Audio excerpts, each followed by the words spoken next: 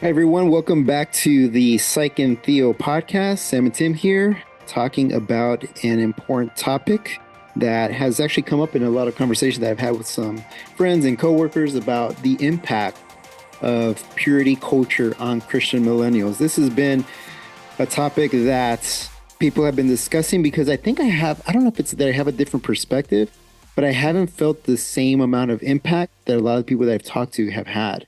It's been very interesting because they see it with a lot of bitterness and some anger, even, and a lot of shame, which I do understand that piece as well.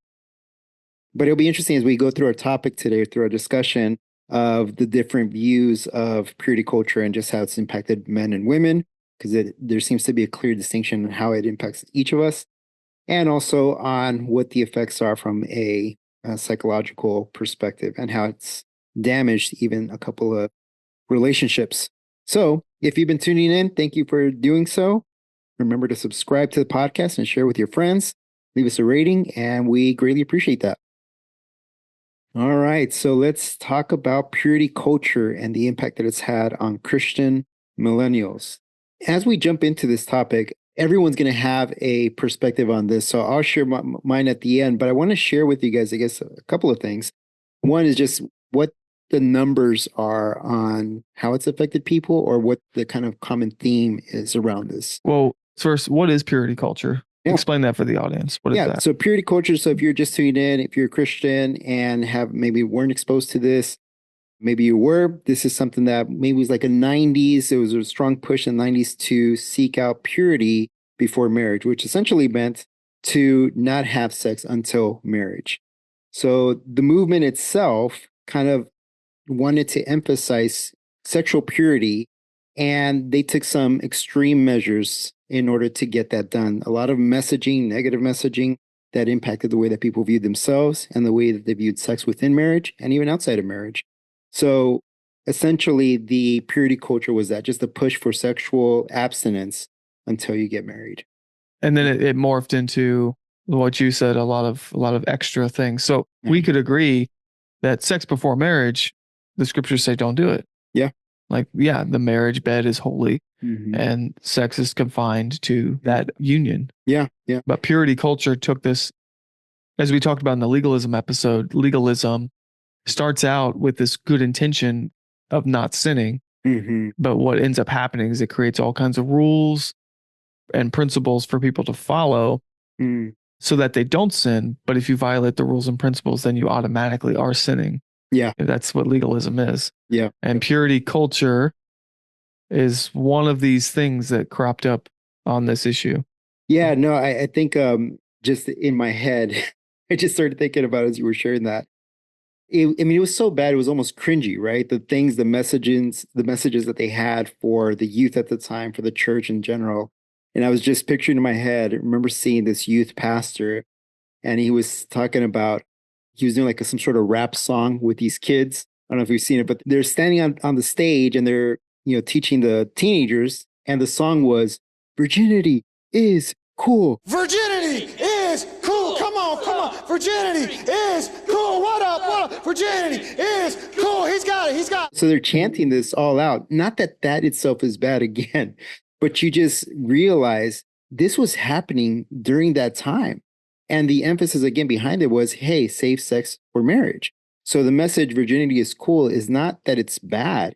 It's that the effort to communicate a message, hey, sex is good in marriage, save it for that time. But what's happening before then, right? What kind of life are you living before then that's going to create all this shame and doubt and have you question your identity and so on? So just to kind of share a little bit about where this kind of ended up regarding how people viewed sex, because it didn't help. This push for sexual purity or sexual abstinence actually didn't help the numbers go down. In fact, it made them increase even a little bit. This is from Santelli et al. 2017. The average age of American women and men's first sexual encounters are between 17 and 18 years old. So right when they're hitting that, adult age of 18. But the average age of marriage is between 27 for women and 30 for men. So you can imagine when you're most sexually aroused, which is your teenage years, you're receiving these messages of how you need to save sex for marriage. And then you look at the cultural trend of people getting married at 27, 30 years old. Like, that's a long time for being in that sexual space. How do you maintain that all the way until you're 27, 30 years old? And, what's going on there? So what's happened was that as you're getting all these messages, no one was actually talking about having those feelings come up as normal. Like, even having the feeling, the sexual urges or sexual desire, that was seen as bad. And no one was talking to these adolescents or teenagers about that. So if you become aroused, you are therefore Exactly. sinning. Yeah. The arousal itself caused a lot of shame for people because they're thinking to themselves, especially for the guys, they're thinking, why am I having this sexual arousal when I'm not even thinking of this? This is happening and I don't know how to make sense of this. So you're having these physical experiences, and then you're being taught that having any type of sexual desire is wrong, or that you need to say that for marriage. That's confusing for teenagers. And I do understand for parents who grew up during the 60s and 70s, right, the whole sexual revolution, it makes sense why they would want to push back against that, right? They know what it looked like. They know how they were. They know what the culture was like. And so, you know what? I don't want to see my kids go through that. So I'm going to heavily emphasize, hey, save yourself for marriage. Make sure you do things right, keep your boundaries and so on. But they didn't talk about what those other elements are that come naturally for boys and for girls, right? The research and a lot of things for girls really talked about how they viewed their bodies and how they were the ones that were responsible for maintaining that purity, that was all their worth, that if they lost that, then basically they were worthless. And that is a common theme and message they have heard from many women, where they felt like their value was attached to that single thing and not all these other things, other virtues that you could have developed throughout that time. So we can understand how purity culture has impacted both young boys and young women during that time. So that was really, really interesting. There was an expectation that all women will marry men, and the objectification that their sexuality and bodies will then belong to their husbands. There is an expectation that comes the night of a woman's wedding, she will be competent enough to satisfy her husband sexually despite a lifetime of sexual repression, guilt, and shame. So there's all this pressure mounted up to this moment of the honeymoon or the wedding night and so on. And for those who grew up who did save themselves for that time, now your body's just responding completely different now, because how are you supposed to even have this experience when all the messaging that you've heard around it has been bad or negative? You can see a lot of that in these marriages or these people who saved themselves for marriage. Another common thing that came up as I was reading through this research was the idea that if you do save yourself, you won't experience shame after marriage. And maybe I shared this with you before, Tim, but there's a Christian sex therapist that we have in town.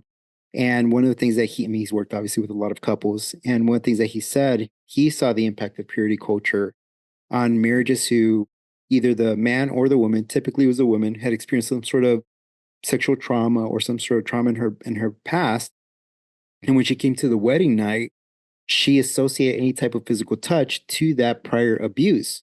So even though she saved herself, she never talked about any prior abuse that she had experienced before. And now comes the wedding night. And now her husband is pretty much the bad guy because of that experience from her past. So the belief that if you save yourself for marriage, it's always going to be good, that was a lie for a lot of people because they still experience shame. They weren't on the same page whenever they did want to become intimate. They struggled with communicating about what's good and what's not. So all of these things that still come with the reality of marriage, they still encountered, but they weren't taught how to manage those things. So what we're seeing is basically through purity cultures, there was a lot of messaging that was well-intended, or maybe a little bit was well-intended, but had a lot of different negative consequences that were maybe unexpected. The expectation was if I save myself for marriage, my sex life is going to be great, or it's going to be blessed by God. But the reality is that we're still human, and you still encounter all these different facets of life, especially previous traumas for many people. So there was, if you kind of put this in buckets, before marriage, there's a false confidence that everything's going to be great. once I'm married, all these urges will have a place and I won't have any problems. And a false confidence in that. As long as I'm not having sex, everything's okay. Yeah. Like as long as I don't do that thing, I'll mess up in a lot of other ways. As long as I don't do that one. And then after marriage, feelings of guilt, shame associated with sexual experience, maybe based on trauma from the past or just based on shame culture around sex from their past. There was a third one I just blanked on, but well, even sexual experiences prior to marriage, meaning that let's say the person was committed to wanting to remain abstinent until marriage, but they get in a relationship, they've been dating for a while, and they had one night where they messed up. Even if it was that one time, maybe twice where they messed up and they still go into marriage, they still carry the shame and guilt from that experience into the marriage because it was so heavily emphasized that that's all they think about. Like, oh, I messed up. It would have been so different had I not messed up prior to that, right? So again, that false beliefs is still there in that they get married, they have these previous sexual experiences, and they think to themselves, oh, I wonder how much different it would have been had I not given myself before marriage. There's some legitimacy to that. Yeah. In the sense that, Paul says in 1 Corinthians, all sins that we commit outside the body are outside the body, but the one who sins sexually sins against his or her own body. And he talks about how if a man is joined to a prostitute, they become one flesh. There's a spiritual union there. Yeah. And so there is a gravity to sexual experience with another person. There's a gravity to it and a seriousness to it that shouldn't be overlooked, and downplayed. So in one sense, what young people need to hear is that, sex is serious. All sin is sin, but if I'm 5 years old and I steal a candy bar from the store, that's wrong, and I'm going to learn from that. But that's very different than being sexualized as a 5-year-old. You know what I'm saying? Yeah. And so, man, these episodes are going to get throttled. We're talking about some heavy topics. Yeah. But hey, this is psychology and theology together. So young people need to hear that sex is an important thing. There is a gravity to it. There's a seriousness to it. But I think what happened in purity culture is that if you fall, well, that's it. Yeah. You've ruined something, completely, rather than understanding, okay, that's a sin and it does have consequences that ripple out into the future. Yeah, you're going to have memories when you're married. You're still going to remember those things from the past. I mean, every guy who's ever looked at pornography knows what I'm talking about. Those images stay with you, and you can either choose to block them out or forget them and work through that and get past it. But those things stay with you because the sex is just a powerful thing. It is. So like my concern is that some people would listen to our conversation and say, oh, well, see, there's not some people in the past made a big deal about sex. And so I should not make that big of it. It's just sex, It's like, whoa, it's not quote unquote just sex, it's a serious thing. Yeah. And you touched on it just now too, Tim, is that the sexual act itself, it's a bonding experience, and it's that experience that God intended it to be, which is why he says to save that for your spouse. And obviously just talking about the chemical bonds or the attachments that you make when you have sex with someone, the reason why people sometimes can't let go of a relationship is because they have had sex and they stay within that relationship because they're bonded chemically, because they had that experience. Maybe it was their first love, second love, whatever the case is. So those things, I mean, that's how God intended for that to happen when it's done within its proper context. So to kind of repeat what Tim said, we're not saying that because this was emphasized so much in purity culture that it's not that important anymore. We do still need to pay attention to the fact that you want to be pure until marriage. But let's say you're not there right now, because there's going to be a lot of people who are listening who maybe you haven't saved yourself for marriage, right? So you're looking at hearing this conversation and think to yourself, well, what does that mean for me? I do want to be pure until marriage, and I have been since that last time, whatever the case is. So I think that's what we're going to continue to talk about is, okay, what does this mean for us? And the group that seems to have been affected most is kind of the Christian millennials, maybe a little bit of the Gen Zers afterwards. But Christian millennials, those are the population that have been hearing more about this, which makes sense being in the 90s. But yeah, so these led to these extreme psychological effects of purity culture led to extreme feelings of shame, guilt, and anxiety around sexuality. Now, again, you may still have experienced that had you not been taught or had you not grown up in purity culture, right? Because again, the act itself or the being in a relationship itself, those things bring on anxiety anyways. So what we're seeing from purity culture is that it created anxiety, but in a different space. In something that was meant to be good, there's all this anxiety about it to perform well, or that's supposed to be good. And it may not have been like that. So many millennials internalize messages of shame and guilt about their natural sexual desires, which led to heightened anxiety around intimacy and relationships. And again, this goes back to the point I was making earlier about if the emphasis of be pure until marriage was still there, but also conversations about the realities that, hey, just because you are saving yourself for marriage, you still have to talk through a lot of things as well, right? You're still going to have to talk about the different layers or stages in life where there are different stressors and there's different life experiences that you're having that may impact that sexual part of your marriage. So some people just, they think that because they save themselves for marriage, that everything is going to be good. Similar to like living a Christian life where, okay, if you follow all these principles that God has stated in scripture, your life is going to go better, right? So they assume that everything in their life is going to go better without any struggles or tribulations. But, that's not the reality. Let's hone back in on the people who maybe have regrets. Yeah. Because I think we might have left them hanging a little bit. My message to them would be that the cross can cover sins, all sins. Just because you might have messed up before marriage and you're a Christian, and maybe you weren't a Christian then, or maybe you were a Christian and you still messed up, and you're going into marriage and you're like, well, crap, like I've just kind of screwed things up. Well, there's redemption. The Lord can redeem things. You're still going to feel the effects of sin. Like I said, there's ripple effects throughout life for all the decisions that we make, but the Lord can redeem you. And if you're a Christian, he's already forgiven you. So I think at that point, if you are repentant of those sins, then work on receiving the Lord's forgiveness and I guess forgiving yourself. That's good. Allowing yourself to move on, from that. Because the Lord doesn't want you to stay bound to the guilt of previous sins that he's already forgiven you. Yeah. That will just hamstring your life. It will hamstring your walk with the Lord and what he could do with you. Yeah. You have to be able to move on from that. Absolutely. No, and thank you for sharing that, Tim. I think that is something that listeners need to hear is that there's so much weight given to this one aspect of our lives. And it does carry, we talked in one episode about just different sins carry different consequences. And this is one of those because it affects family life, it affects everything.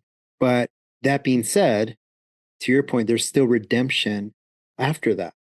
And, we come back to this aspect of, okay, what does life look like after I fail in this area? And there's this aspect of repentance. And repentance is, correct me if I'm wrong, the idea of confessing your sin and then turning away from it, right? But sometimes people get stuck in that loop of once they have crossed that line, it makes it easier to cross the next time. And I think that's maybe where some of our listeners may fall into as well, is that they may feel, well, like, I'm still stuck in this. Like, I'm still attached to this person that I had sex with whatever number of years ago, or I'm still struggling with this. What does that mean for me? And I wonder if from a biblical perspective, the cross can cover that. But practically, what does that look like? And we look at a couple of attachments, and those who do commit this sin, they create either an anxious thought where they want to go into relationships, make sure they do everything right. And if they don't do something right, then they're going to be let go of. So there's that constant fear of, I'm not going to be good enough, so I'm going to be let go, and I'm not going to have a great relationship. Then there's the avoidant that's not going to go into it at all because they feel, I messed up. I don't want to get into another relationship, so I'm just going to completely avoid any type of relationship so I don't mess up and feel the Lord again. So you have all this going on at once. And I guess the message for that is that the healing can only come in the context of relationships. So for men, I encourage being around mentors, other friends who are in the same stage that you're in, who can encourage you and continue to provide some sense of comfort and community for you as you move through that stage. And also for the women, it's interesting because they tend to go a little bit deeper when they're talking about these issues, is that they'll talk heavily about the shame. And there's a lot of healing for them and being able to share that with each other.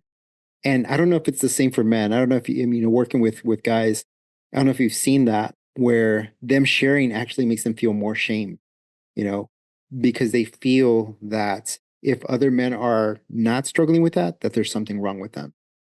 So that is something that I have seen. I don't know if you've seen that working with guys.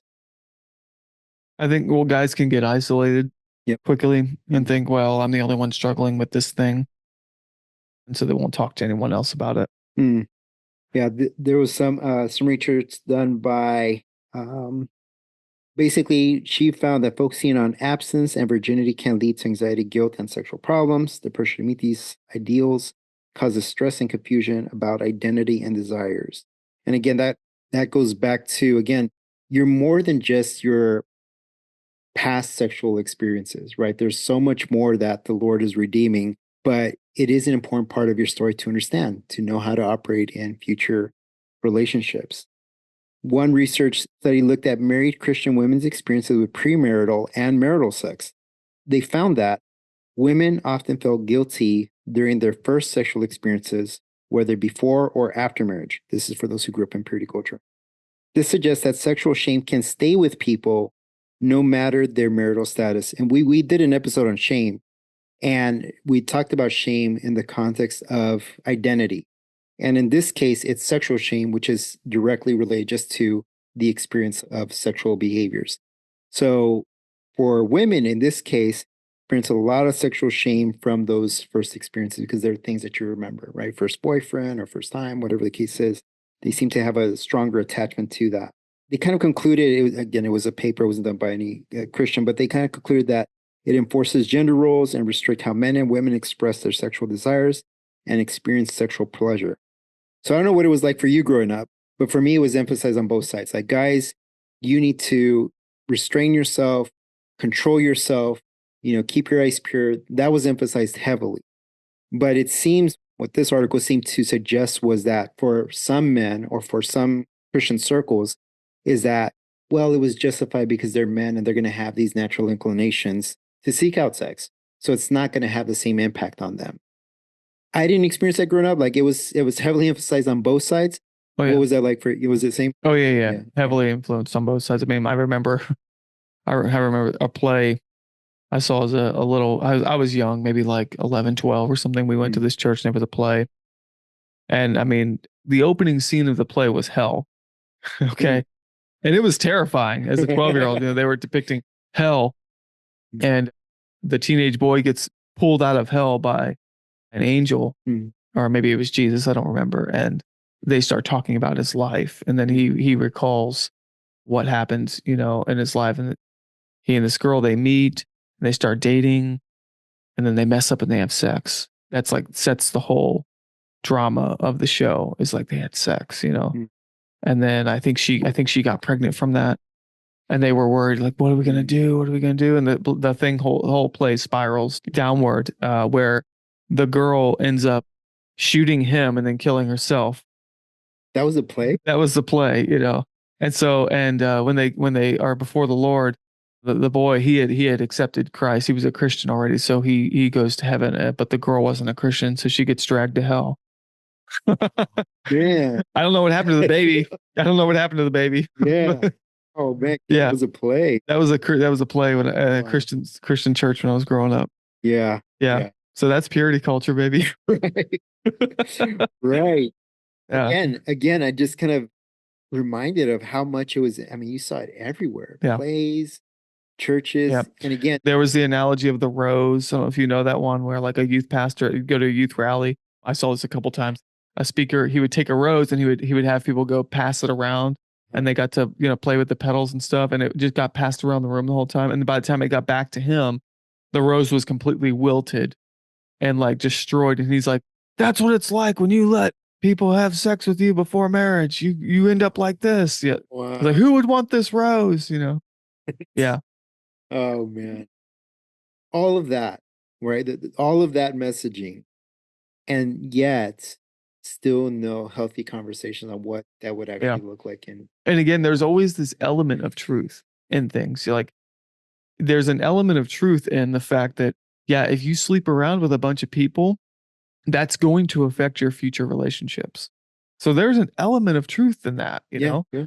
But the lack of redemption, the lack of grace in that kind of messaging was what was so incredibly harmful about it. Mm-hmm. Yeah.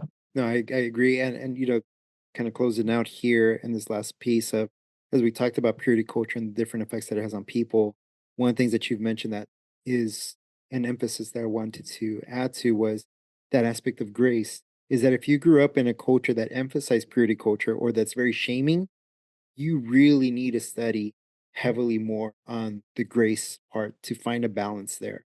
Because it's likely that you're probably still looking back at those past mistakes and stuck there, basically, right? A person who experiences heavy shame thinks that if they do enough work, that that shame will eventually be removed from their identity. If you become a good enough Christian, at some point down the road, that piece of you is going to disappear.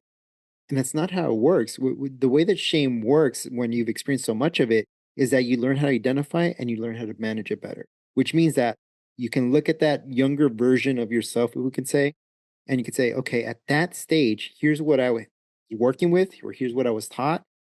And that was the decisions that I made at that time. What would present day self say to a younger version to provide maybe a balanced view of where they are at that moment?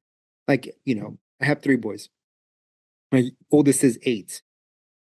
Once he starts getting to a stage, if he hears from me that I don't want you to be my son, or it communicates to him in some way, shape, or form that he has done the worst possible thing, that I don't even want him to be my son, I communicated something wrong to him. So I have to look at him and say, okay, how does God approach me whenever I'm in sin or whenever I've messed up before? What has he done for me? And a big part of that has been acknowledging that he's gives me grace and not that he's going to hammer me again for sinning. Right. So there's a balance, right? There's the acknowledgement, I've sinned. Lord, I sinned against you. Help me to claim this from my life. And there's the aspect of grace. I don't deserve your mercy, but yet you're giving it to me. Right. And I think that's kind of the approach that you want to take, is that if you grew up in a heavily shaming, purity culture type of environment growing up, then you really want to place some focus on the grace so you can understand how God operates when we do sin. Because if you're only experiencing shame, again, not all shame is bad. Some shame is good and it brings you back to the Lord. But if you're only experiencing shame and not God's grace, then I would encourage just kind of focusing on that. It's a good place to wrap it up. Yeah. So yeah, do that. Surround yourselves with other believers who also have that perspective, because I think that's where I experienced it the most, is that what I was most shamed about, and I shared it to some brothers, they were able to kind of look at it and say, hey man, we're here for you. Here's what the Bible teaches. Let's walk through this together. And they joined me in that journey, and it was helpful. That's how I acknowledge and saw God's grace. Yeah. I'd say we probably should do a part 2 sometime on this, explaining where the legalistic elements of this cropped up and what that looked like and how it still plays out today. Yeah. So it went from purity culture to modesty culture. Yeah, that's right. Yeah. So, well, that'll be part 2 sometime down the road. Okay. All right. All right, guys. Well, thank you for tuning in. We will talk to you guys next time.